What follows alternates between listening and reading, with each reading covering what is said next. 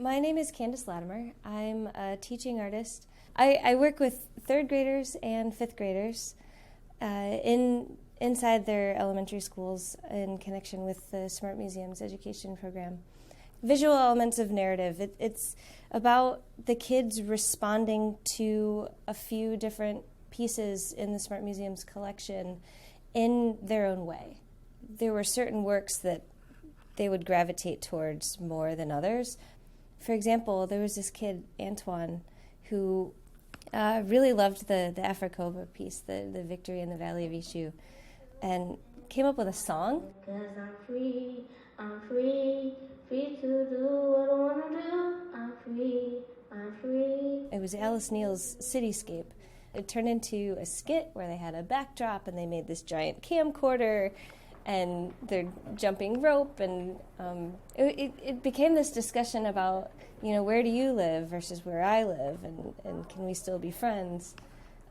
So they're really, putting their own experience into these pieces in the museum's collection.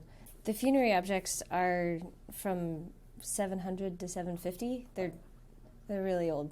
These girls, Jayla and Kai, started out just interpreting it really literally. They thought, I'd like to make an artwork in response to those because I think they look cool. And it took them a while to really think about what the funerary figures meant and what they were for. And after a while, it was like, this was made because someone died. And then they started thinking about, loved ones dying, and then they started sketching, and they made this painting of a dead person. I thought that was really beautiful.